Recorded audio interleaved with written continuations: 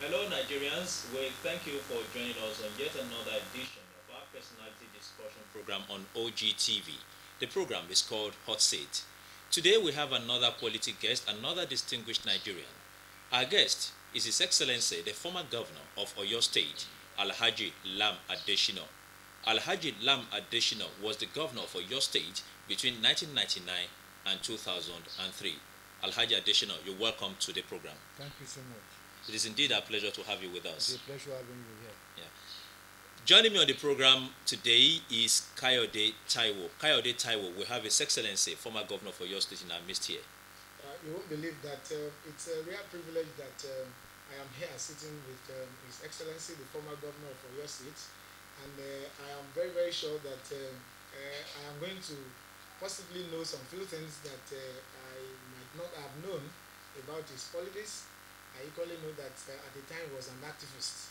Maybe in the course of the program, he will tell us the meeting points. Okay. Now, beyond being the former governor of Oyo State, Alhaji Lam Adeshino remains one of the chieftains of the Action Congress of Nigeria, not only in Oyo State, not only in southwest Nigeria, but in the entire Federal Republic of Nigeria. He will be sharing his experiences with us as far as public governance is concerned. One more time, Alhaji, we welcome you to the program. Thank you so much. I welcome you to my house. Now, Alhaji Adeshino, governance in this part of the world is usually seen as a Herculean task, given the fact that there are so many challenges, the challenges of that of resources, the challenges of manpower, if you permit me, and the challenges of local politics, the intricacies of our own local environment. How will you share your experience with us, or what will you say your own experience has been over the years since you get the responsibility of being in active politics? Well, thank you so much for that question. The challenges which are organized here, quote unquote, are challenging in governance, public governance, are one, financial, and the second one, local deficiencies. When you talk of human resources, Nigeria, nay Oyo State, nay Western Nigeria, is blessed with tremendous human resources. Look, from the time of Papa Awolowo in the First Republic, all members of his cabinet, all the ministers were graduates. So we don't need to talk about challenges of human resources in Western Nigeria. What you can talk about are the challenges about finance and local idiosyncrasy. You see, finance, there's never a time when the government will get adequate resources to run this program. It all depends on the way you harness your resources that you're able to run the program. But for you to get any sufficiency in terms of fund, that is yet to come. Maybe in the future, in the distant future. For example, when I was there, I was running government with tears when you talk about financial resources. The resources were not adequate enough. My party had a program, time-tested program, free education, free medical services, gainful employment, integrated rural development. All these four cover the whole of whatever human beings are doing in any part of the universe. But what about the fund? As at the time when I took over, I remember after leaving the Liberty Stadium in 1999, when I was sworn in, and then I followed my predecessor, the former military administrator, Kompo Yaki, to the office for him to hand over to me. When he was handing over, I knew there was problem in finance. So pressmen was asking me when we came out. Pressmen were asking me, Mr. Governor, sir, how is that? I said, I just said it in Yoruba. I said, I walk, I Julu. And that's exactly what happened.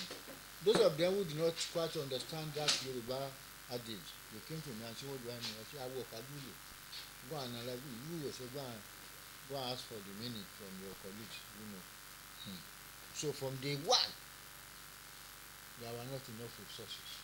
And I knew that myself. I knew we had already, my transition committee had already prepared a blueprint for me on what and what should be done. So when we got the very first day I got to office,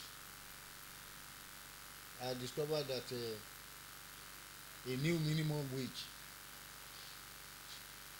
had been put in place by the outgoing administration. And yet I was the Kajulu.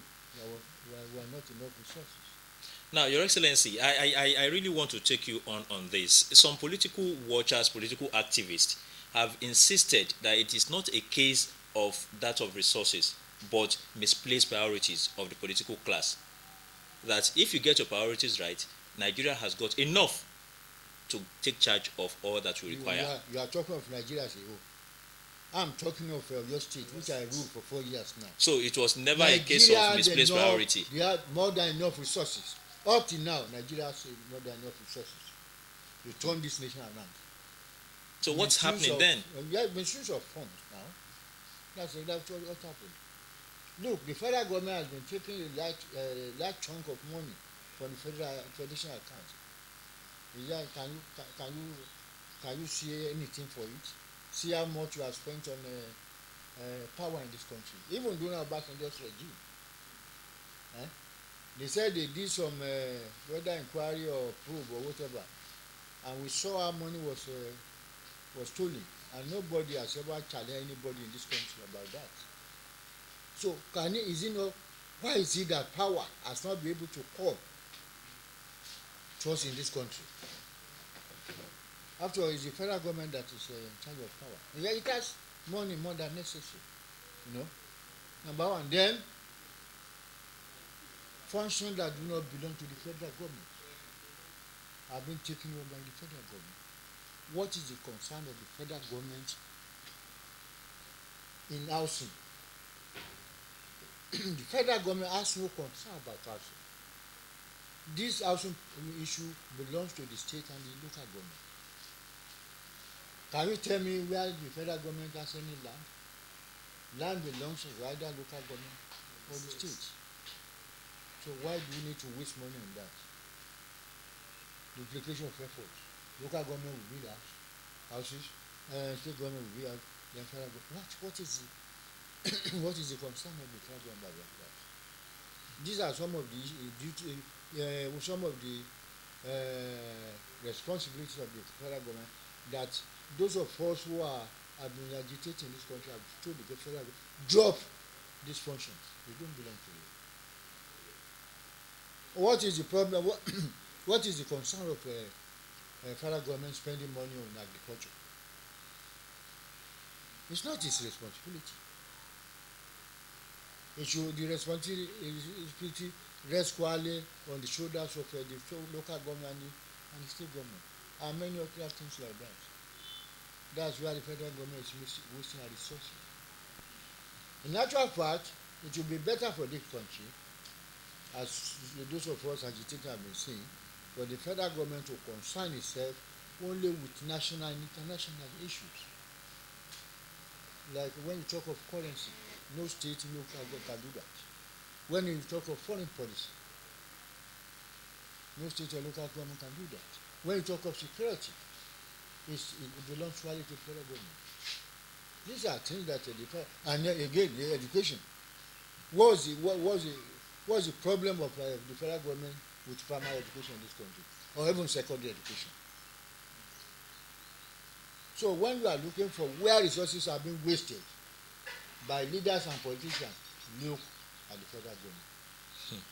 Now, perhaps that will bring us to the issue of the federal system we possibly say we are adopting in Nigeria.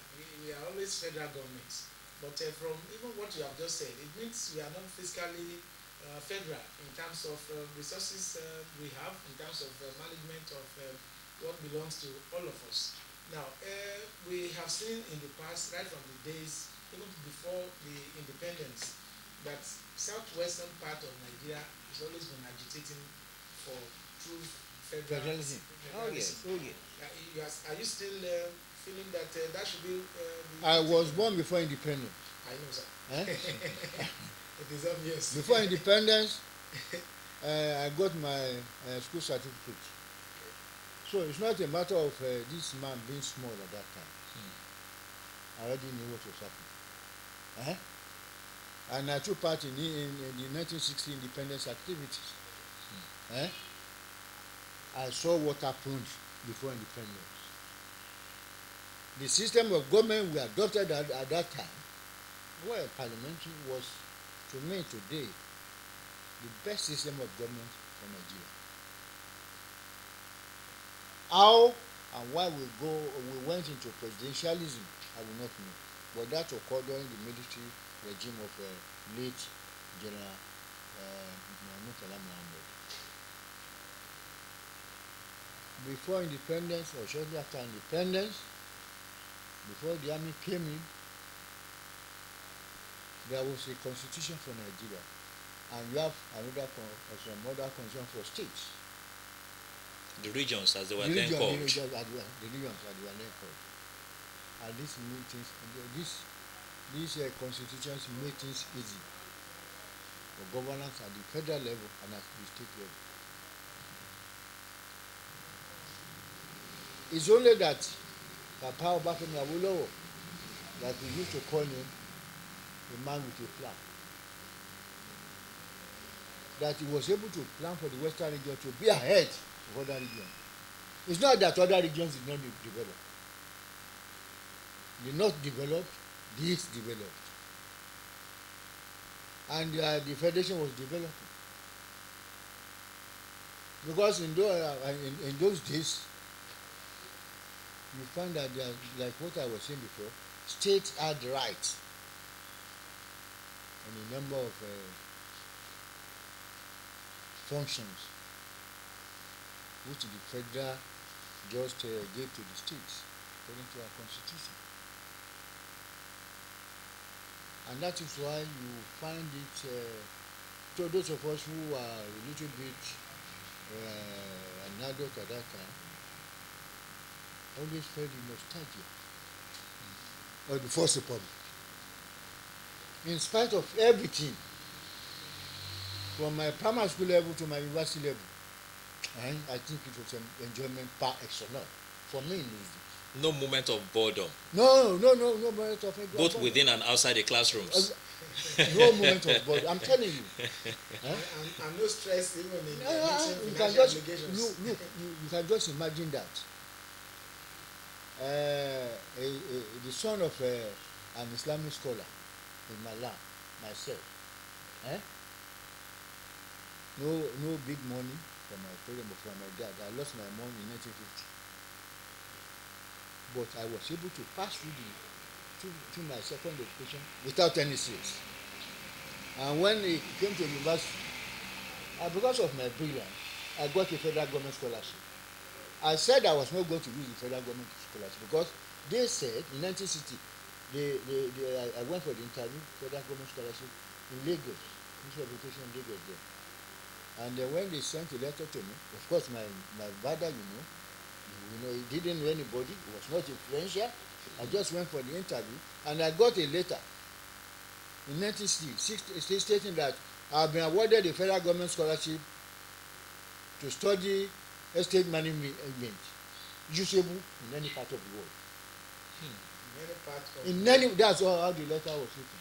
I forgot today that I should have made a photocopy of that letter because later I rejected the offer and I had to send back the letter thanking them that they should give it to another student. Why did you reject the letter? I didn't want to study estate management. I wanted to go for an academic degree. That was the vogue in those days. Those of them who have made a lot of money today in business, in this and that, I think they had foresight, more foresight than those of us who went for academic. Maybe academics was the in thing at that time. I was the in thing at that time. Yes, I got BA honors in English. I got BA honors in history. I got BA honors in geography. That was the in thing at that time. So I I rejected that one because I was given 2 other scholarships to read history at the University of Nigeria, Nsukka. And I was every year they paid the university £250. From that I will eat. I got accommodation, and they will give me every month. Every month they give me pocket money.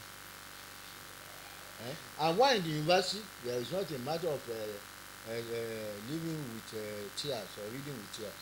They give us a lot of food, and when it's time for money, lunch or supper, you just walk in and you line up, you queue up, they serve you. After you have finished the first course, then you can just get on to the servers. Come, I need more. And they give you. So when you look at those days, you see that things were better arranged by the departing colonial master, and our own people who are taking over from them than today.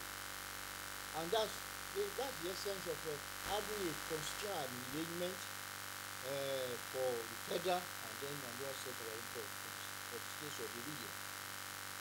But this is no more to do. And that's why those of us who enjoy those days, even though we are small children, have been calling for it that we should return to the parliamentary system of government. 1. Number 2,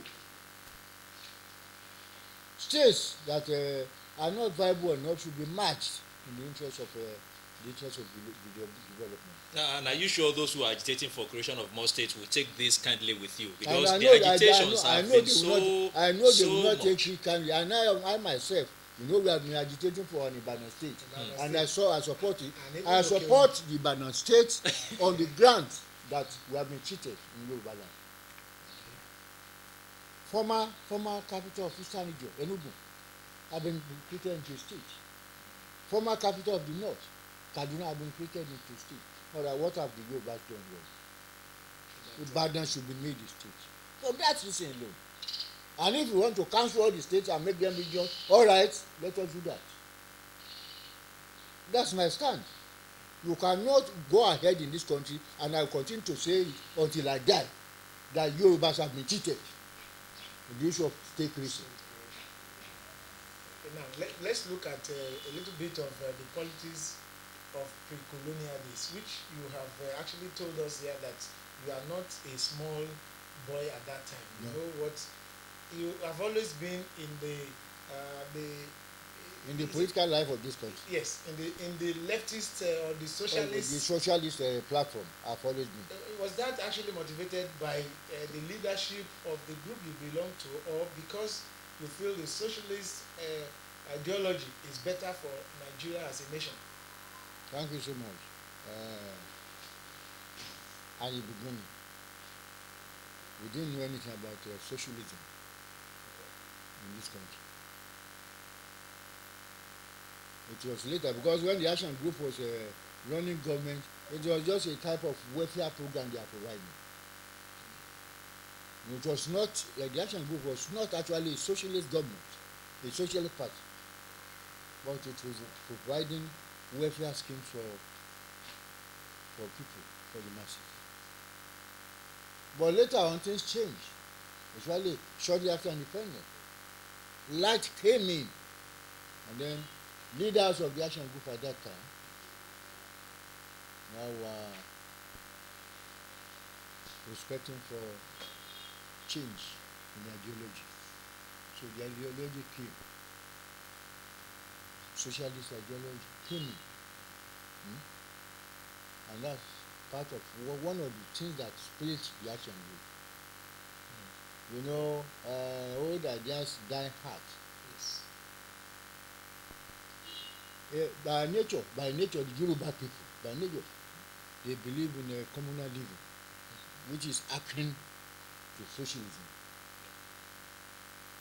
But some people who had gone to England, because most of our leaders at that time studied in England, usually. Many of them have brought the idea of die-hard capitalism. So when Awo was changing to democratic socialism, he offended the number of action group. That's one of the factors that caused the crisis in the action group. The premier then, late Chief Esala Kantola, when he was campaigning about trying to interpret socialism to the common people, said, look, what our guys bringing, when you have one Sokoto and Agbada or Buba, you won't have any other one. You see, when you eat rice, you shouldn't eat amala. You see the way, the prudential way he was trying to explain it, which is not like it was not the original intention. At that time, in Europe, in the world, the issue of socialism had developed. This Bolshevik revolution in Russia in 1917 has spread to some other parts of the world. That's how it came to Nigeria, because some people like late Dr. Betegbe, Wahab Goodluck, and some others, they had imbibed the ideas of socialism. So those of us who are very young at that time, we are not trying to what is this thing? Then we are reading.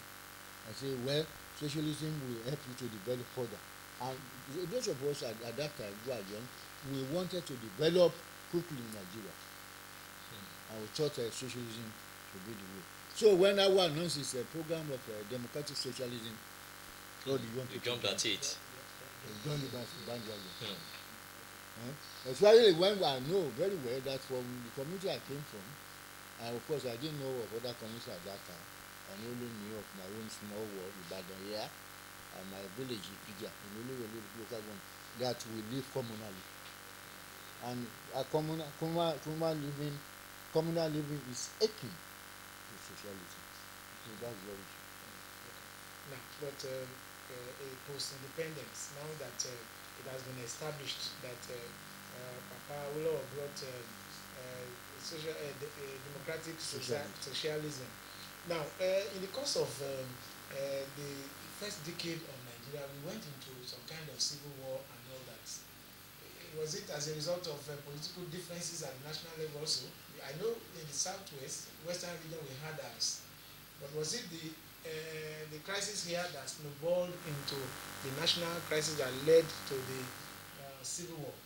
And how did they actually manage to wriggle out of it? Because they normally say that when a nation undergoes civil war, they hardly survive it coming back as a nation. Nigeria survived. No, they could survive. But when it's going to about 2 or 3 civil wars, the nation will break. Okay, we had one. So that's why we had second chance. So let me give you the background to the civil war. I was in the university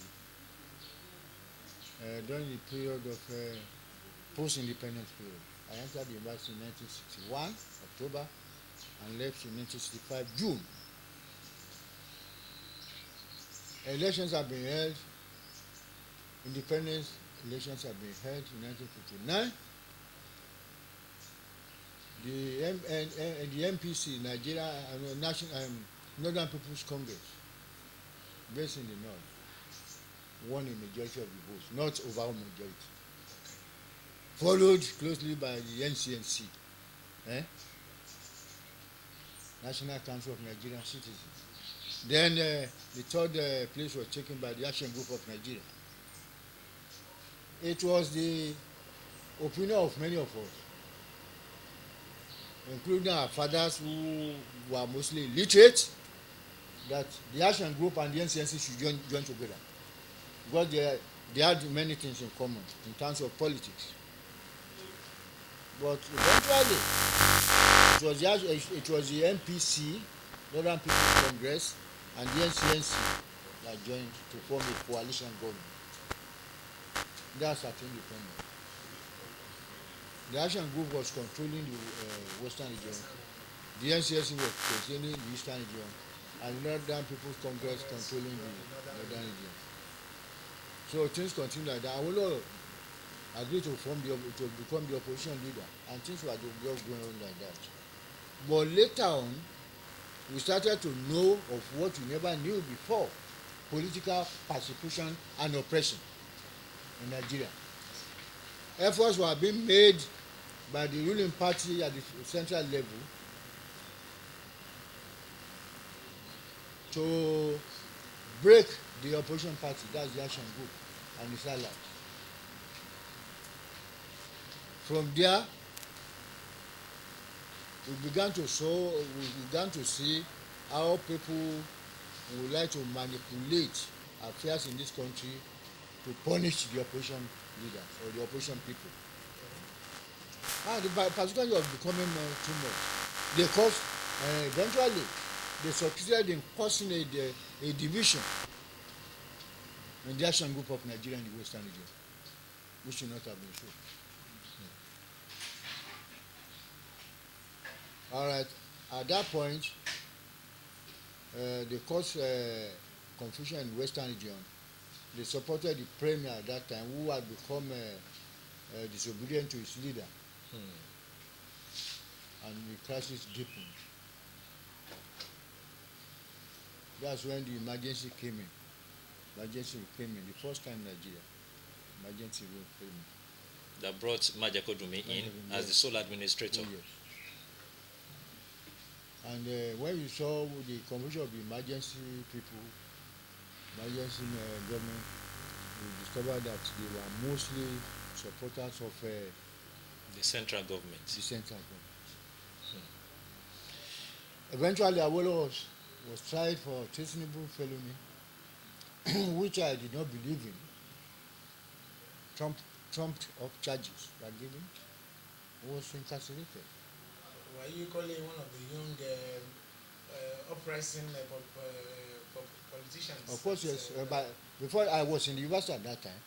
But what I did, in spite of the repression in those days, I was studying in the East, University of Nigeria, Nsukka. We were among the first set. So, what I did there, because I didn't bother about what happened to me in life. That's the difference between the young men and women of those days and the young women and men of these days. I didn't bother. We only bothered about what will happen to our state or to our nation. I called a number of people together in the University of Nigeria, and we formed the Action Group Students Wing. I formed it. I was in president. The student wing of the Action Group. Of the Action Group, so that they would know that yes, the opposition is also in the University of Nigeria. Dr. Nnamdi Azikiwe was the Governor General, and later the nominal president of Nigeria. And so I was in his university. He was the president of Nigeria. And you are equally propelling opposition. Of course. Is that not at that time seen as being rebellious? Oh, no, that's the Western Regional government withdrew my scholarship. I didn't bother. I continued. Of course, I saw another scholarship. I didn't bother. But today it's bread and butter for everybody. Who should not be so? That's why when I look at Nigeria, I say, until there is attitudinal change in this country, you want to go anywhere. So let me continue. So then they now decided to hold elections in Western region and the federal. At the federal level, allies, friends started to gravitate towards each other, towards one another. Eventually, the NCNC of the East became friends to the Action Group of the West. So the United Progressive Grand Alliance was now formed. UPGA. Then in the West here, Akintola's party, the NNDP, Nigerian National Democratic Party, that's why we call them DEMA, was formed. And then that one allied with the Northern People's Congress and some other smaller political parties. So we had two alliances at that time. The UPGA and the NNA, Nigerian National Alliance. We went to elections like that. And the elections were not conclusive because in the West we decided to boycott because we had already seen evidence that Akintola will be rigged back. His party will be rigged back. So there was some disturbances. The elections were held. And then people in the East, in the North, our opposition leaders in the North, in the West, started to say we are not accepting that government. Zik also knew that the elections were fake. He refused to call Balewa, the prime minister, to form a government. For 19 days, there was constitutional deadlock in this country. I have the papers in my library. No government for 19 days in this country. So you find statesmen, elders, chiefs, obas, emas going to Azikwe to call Balewa to form government. Eventually, I was in university then. We came on Christmas holidays or so. Then we were going back in January. The elections were held in December. When we were going back in January, I was in the ferry. This canoe or motor we used to cross from Asaba to Onitsha. There was no Niger bridge at that time. It was there. Somebody brought a paper, the Daily Times of Nigeria, and I saw Zik has invited Balewa to form a government of a broad-based government. That's the word. My head went off. So when I go back to the campus, but you still found your head on your yeah. So when we got to the campus, and then I forgot I was a member of the SRC at that time. Okay, Student Representative Adaka, Council. Jasper Adakabo was the president of the Students' Union. He was my friend. In fact, where are the people who put him in at that time? We did a lot of tricks to get him inside. Well, that's the time I knew that the Eastern region was not composed of one ethnic group. Until I didn't know. Until I got to the University of Nigeria. I thought everybody there is an Igbo. So, Boro contested for about 4 times. I was losing before he eventually. So when we got there, I went to Boro, look at what happened. Someone the SRC. So someone the SRC, and there we decided to take Ezekwe and Balewa to court. We took them to court. That case was never decided until the military coup. 1966. Now in the Western region, they held another election in October 1965. The elections were won by the opposition, that is the Action Group and the NCSC. But the office of the Electoral Commission was in the Secretariat there. The building is still there. I think the building is housing the Accountant General's office or something like that. Well, I was there as a leader of the students. We had the leader of the students in Ife, Amadu Bello. We usually meet. Okay. So I was there when they were announcing the result. They were announced that Mr. Wale Okediran won the election from Ekiti Central Constituency, and then we would rejoice that you have won. Next time, when you listen to the radio, that's the television at that time, they will say it's not Wale Okediran. They will announce another name. Another Ajani something of the NNDP. So that's what they did. Sorry. Well, of course, our leaders got together. They invited some of us there. And then we decided we are going to make Western region ungovernable. And that's exactly what we did. I participated in Wete, in Operation Wete. Actively. Actively. I'm saying that today. And you have no regret. No regret. And that's one of the reasons that led to the fall of the Fourth Republic. One of the reasons. There are some other reasons at the federal level, corruption, and so on and so forth. Corruption in those days was child's play compared to what we have now. It's only, we call the minister 10%ers at that time. But today it's about 100%. They won't do any work, they will just collect the money. Yeah. Now, I want to ask you this 2-in-1 question. It has to do with the proposal of the president for a single 6-year term for the chief executives, both at the federal and state levels. You were the governor for your state. You had just one term of 4 years. What's your disposition to this proposal? Secondly, your state is noted for one thing within the political terrain. No governor has had the opportunity of serving the second time. The first was late Bola Ige. We had Olunloyo.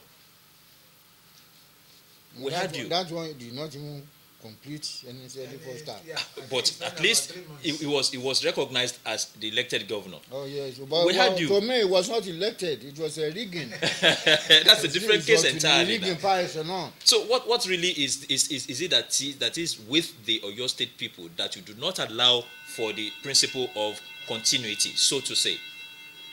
I think that one is embedded in the blood of the people of Oyo State. Understand? You know, when you start on a journey, no matter your good intentions, by the time you get to the middle of the journey, even those of your supporters will start to doubt you for one thing or the other. So by the time you say you are finishing, you want to go for a second time, many people are opposed to. And I tell it, by nature, especially in Ibadan here, you know Ibadan is in the majority in our state. We are Republican. It's like our Obashi, which is, I mean, the Obashi wants to become an Oba, but by the time you get there, you are already old. Once you become you are an Oba, then leave you until some years, then you just pass on. So we are Republican in nature. We don't want anybody to continue to sit on the chair of government for too long a time. Because the Yoruba people everywhere, we believe in the adage. It's only in Oyo State we believe more in that adage. Power corrupts. Absolute power corrupts. Absolutely. So that's the origin of that jinx. Okay. Then number 2, about the 6-year tenure, that's the question. There are points in favor, there are points against. But as far as I'm concerned, it's better you have a 2 tenure system than a single tenure system. That's my stand. But your stand appears to be at variance with that of your party. The Action Congress of Nigeria is unequivocal about the dismissal of that proposal. How? It says it does not support tenure elongation. That's what I'm saying That's now. what he's saying. Okay, That's okay. exactly what Maybe I'm I didn't saying hear now. you well. I Okay. believe in a 2 tenure system Okay. than 1 tenure. That's what I'm saying now. Because you see, you should always have ambition in life. Yes. A 6-year tenure will kill your ambition. And then when you say you want a 6-year tenure, it will become boring. The beauty of democracy is that you are able to change government from time to time. At least if you are not governing well, people will say, yes, I have a small time now. Okay, we soon go. We soon Just go. 4 years. Another person comes in.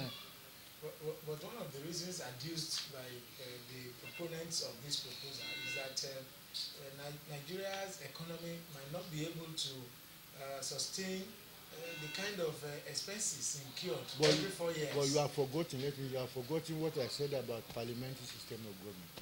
Yes. We put ourselves in this problem. I'm telling you. But you're also a beneficiary of the presidential system of government. Did you advocate enough for a return to parliamentary government? Of course, yes. Anytime I spoke, I've seen it. I found out that it's too costly. I've been saying it even when I was governor. I believe in the parliamentary system of government. Honestly, there are so many advantages. You want to see the governor, even the governor of your state today.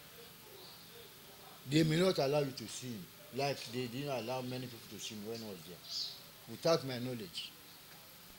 A governor could decide to tell the security aid, don't let anybody see me for 4 years. You will get away with it. That's because of the system. But in a parliamentary system of governance, even the prime minister of the central government will be in parliament, and everybody will see him. If they want to protest, they go there. Why is it possible for them in Britain to be throwing tomatoes and eggs at their prime minister? So that will instill fear in the minds of those who are ruling them. But the presidential system of government shields away the rulers from the people. And then the parliamentary system of government does not allow heavy money to be spent. For example, when I was governor, I was only being economical because I knew how much was in the kit. I will be very careful not to appoint so many people. But in the and because of me, but some other people look at Ladeja when who came after me, and Akala who came after me. Akala went to the extent of appointing a special assistant on GSA. GSA. Somebody. How do you mean, sir? Can you what just I know is that there was that young man who was appointed an assistant, a special assistant on GSM. He would just be receiving calls. And that was the official designation. Can we substantiate this? And official duty. Well, you can find out. I don't want to mention the name of that young man, because the young man worked with me when I was in government. Was one of my beneficiaries. I only gave him one job to do: go and be supervising these quarry people. That's the job I gave him, because he had to be gainfully employed. But this time around, he served a color, and then his job was to be receiving calls from GSA. Go and find out. And he might be shielding people from even talking to you. So that's it now. They will be sending messages to you on GSM. Akala is doing fine. Go and find out. So that's the presidential system of government. And so you have a lot of people who are idle, who have little or nothing to do, gaining positions in government. In government, the prime minister will sit in parliament, all his ministers will be in parliament. You don't have ministers who will be having a whole lot of this and that, assistant, this and that. I know what. So that's why I say that it all depends. If you go parliamentary in this country, you don't need to go 6 years tenure. Honestly, you don't need to spend a lot of money. Honestly. I have this question for you, sir. I recall that in the last two dispensations, let's say 99 to 2003 and perhaps to 2007, those who are on the other side of the divide, when we talk about politics, the opposition per se, kept calling for a sovereign national conference to address so many challenges that the Nigerian society has with respect to our marriage of convenience, if you allow me to use that word also. But now, the call seems to have just disappeared. Is it because the Action Congress of Nigeria, which you belong to, is now holding sway in almost all the southwestern parts, and so there may not be need for sovereign national conference again, because we haven't heard so much of it anymore from you? You see, when you talk of sovereign national conference, it's a call that only remains fresh in our memory. The Action Congress of Nigerian leaders, especially in the southwest here. Any time I had opportunity to speak on it to the press, I usually said, call the sovereign national conference. I stand by it. Because it's that conference that will save Nigeria. Like the Yoruba saying Nadeji, ọ̀rọ̀ Nigeria lónìí aró orúkọ aró ọ̀rọ̀ adìẹ ni. We are all sitting on a time bomb. And unless we do things the right way, I'm afraid of the consequences for Nigeria. Look at it. All the resources of Nigeria are being wasted. And everybody in Nigeria, especially in the PDP, they see government as an avenue to make money. Understand? They waste our money. And when you cry out, they say, don't mind them, those people. It's because the president is from South. Why is there problem about zoning in Nigeria? Why? You know, we are only postponing the evil day. We have to sit down and talk about how Nigeria goes. Let me tell you, We have been talking about either physical federalism or whatever federalism. Nigeria is not a true federation. Not a true federation. Things are lopsided. Look at the census issue. It has never, ever since Papa Awolowo condemned that 1974 census or something like that, we have never conducted any true census in this country. Should we continue like that? When you present a report on Oyo State, and you say Oyo State has about 5 million people. Ibadan alone is about 5 million people, more than that. See what they did in Lagos State. They were putting down the figure of Lagos. Why? And we all knew this. And do you think the injustice will continue like that? Even if those of us who are old and old enough to pass on, our children and children's children, we always agitate. So we are not a true federation. See the way they distribute money, they share money, based on mostly based on population and some other things. When you see that the population figure is wrong, then you are basing sharing of revenue On that. on that. Where there are no more, there are not many people, you say they have so many people. Just for them to have access to higher level of finances. So then again, look at this minimum wage issue. In the federation, it's not the federal government that should decide. I take the example of the First Republic.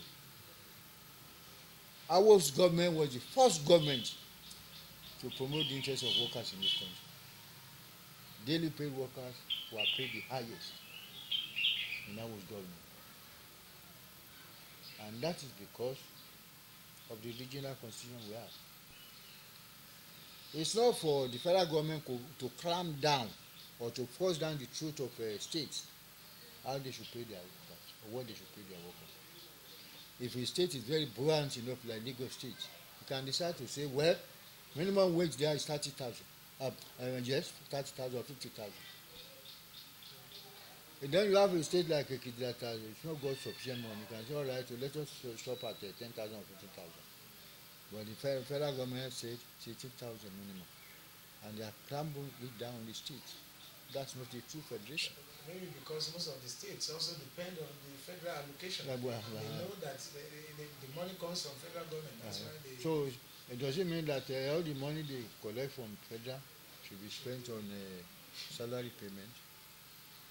And once you have said something, the workers of this country will become restless. But they take that thing. And that, I mean, that's their right now. Why should the federal government pass a law for the state to follow? No. When it comes to a matter of money, it should be the state to decide for themselves. Yeah, sir, in 2003, towards the election period, your party, and if the Alliance for Democracy. Yes, if the information I equally gathered at that time is equally correct, I learned to you as the governor of Oyo State then, along with the state government, spearheaded a kind of an alliance with the then president based on the philosophy of Alajobi, possibly to support his second term.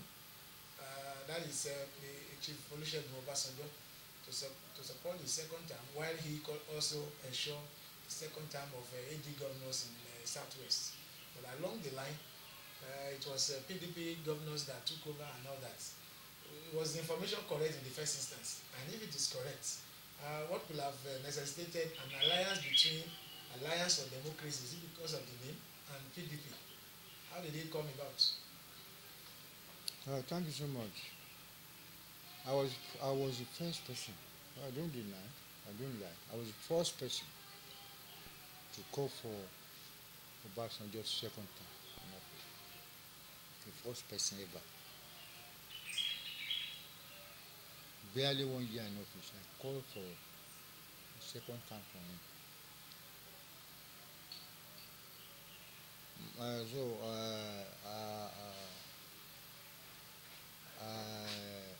Afunrogun Olusegun Osoba from Ogun State. He also worked for Obasanjo's second term. Others in the Alliance for Democracy, most of them were our colleagues. They were skeptical. I must say this. But at the end, we drew them into it. My own belief is based on Alajobi, as you said. You know, up to 1999, Obasanjo was never my friend. He did a lot of bad things against the Yoruba race in this country. It was, even though I knew it was God's own doing, but he is the one that spearheaded the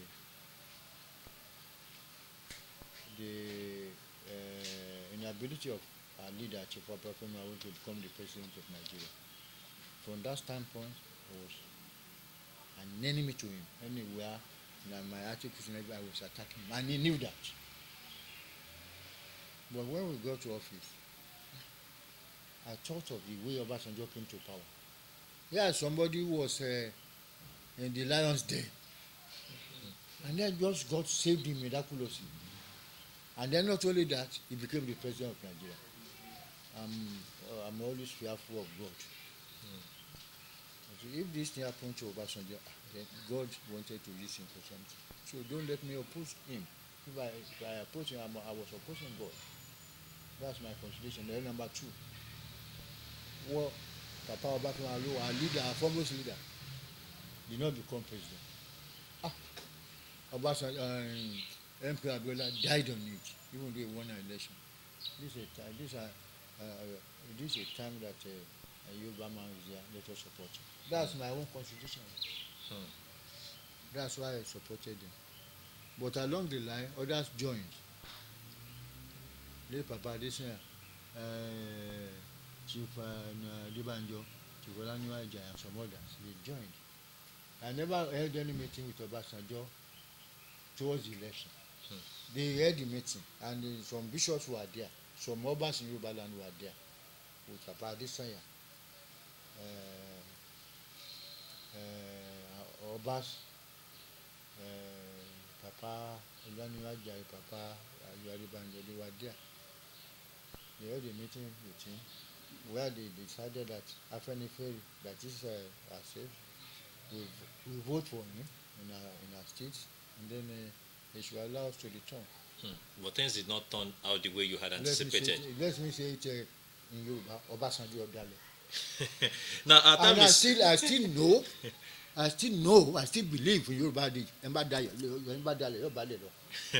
Alhaji Lam Adesina, our time is fast spent. We may have to round off now, but I will not let go of you without asking you this question. The former Chief Security Officer to late Sani Abacha has been making damning allegations against Yoruba leaders, picking some of them, some dead mostly, yes, for the death of late Moshood Kashima Wolawale Abiola.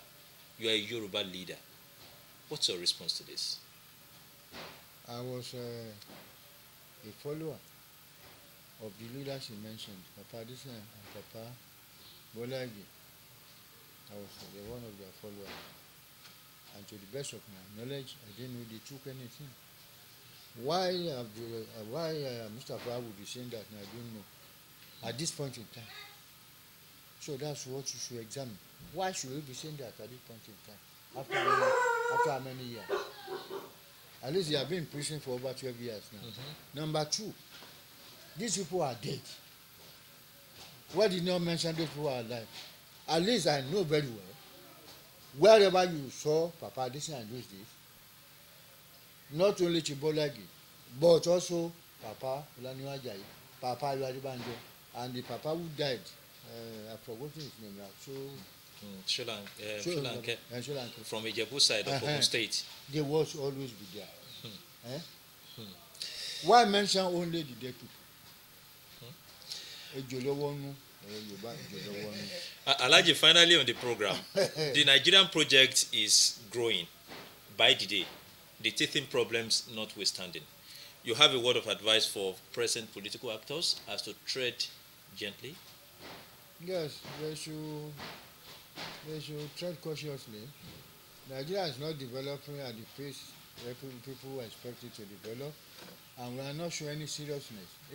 Governance is a serious issue, but many of the people who are governing are not serious enough. You know, I think all the gargantuan problems in Nigeria today can only be solved by people who are serious minded. You know, it's not a matter of gallivanting about. I think I've been saying it. Jonathan and others should remain in Nigeria and see that they develop Nigeria instead of going abroad, honestly. And they should apply funds very cautiously to projects they are doing. And they should monitor the funds they apply. We have been wasting a lot of money in this country. And we can't develop unless we know how to manage our resources. That's just it. Okay. And they should live. Whatever they preach, let them live by it. We are talking about zero tolerance for corruption, and yet at the federal level, corruption is neck deep. What is the meaning of that?